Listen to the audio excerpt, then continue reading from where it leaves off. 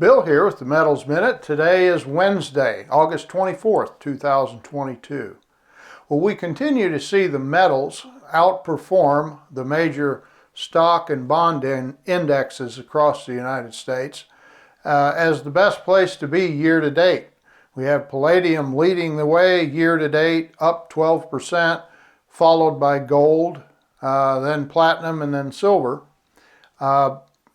And together they're outperforming all the major indexes, including bonds, which are actually down 10%, which is a very odd thing. So why is that? Well, one reason is we are in a situation of inflation plus recession. Now, I know there's a lot of recession deniers out there, but the signs keep stacking up. We wrote an article earlier this week highlighting there are 10 leading economic indicators, and once they combined reach a certain level, it has been an accurate predictor of recession 100% of the time for the last 50 years. So unless it's different this time, it's indicating we're in or approaching a recession. There's another indicator we want to talk about today that has been released. It concerns housing supply. When housing supplies reach, and what we mean by that is the number of houses available for sale. When that number reaches levels such as we have today, it has also been an indicator of recession every time. 6 previous times, and now is the 7th time we've reached this level since 1970. In every previous time, it has indicated a recession. So while many are saying, oh, we're not in recession, look at this, look at that, there are a lot of signs indicating we are, besides the 2 consecutive quarters of negative GDP growth, which we've already had. So keep that in mind. There's also zombie corporations. 25%, 1/4 of all U.S. companies are considered zombies.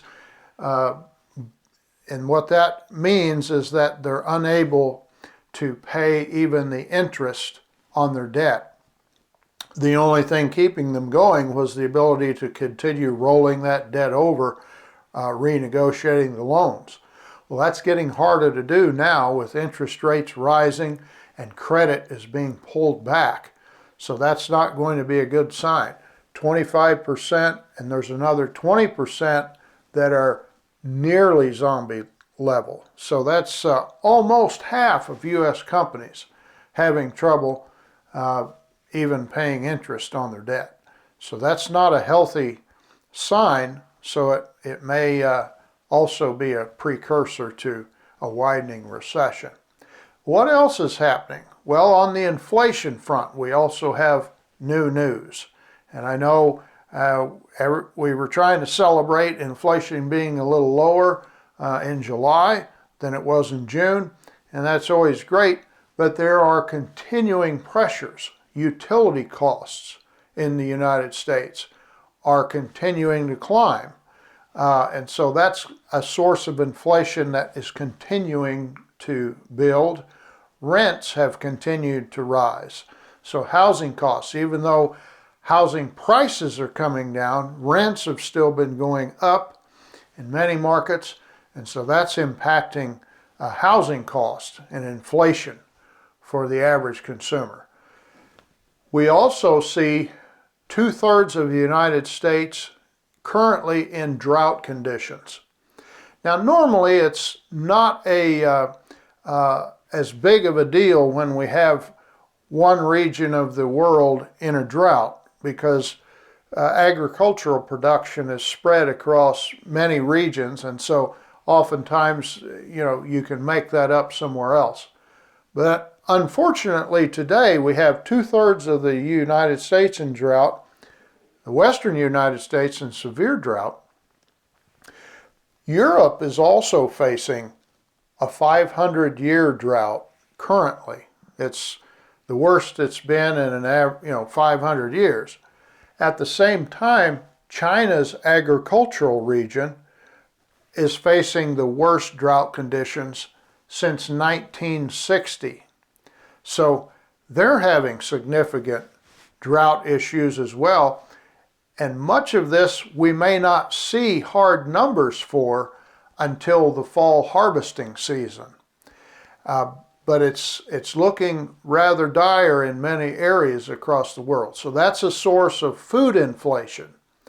So we see signs of inflation continuing to build. Even though official numbers were down for July, the signs of it continue. And also signs of recession continue to build. Now there's at least 2 indicators that have been 100% correct over the last,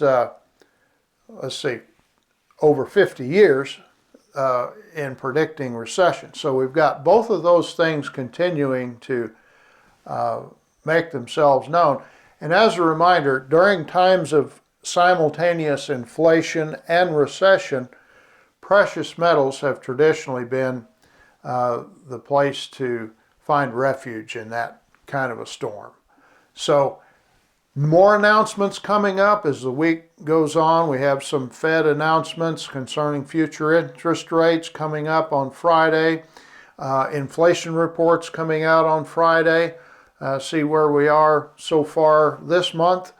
And expected announcement today about canceling student debt, which interestingly, the Inflation Reduction Act that was, so it was going to reduce the national debt by $294 billion over a 10-year time.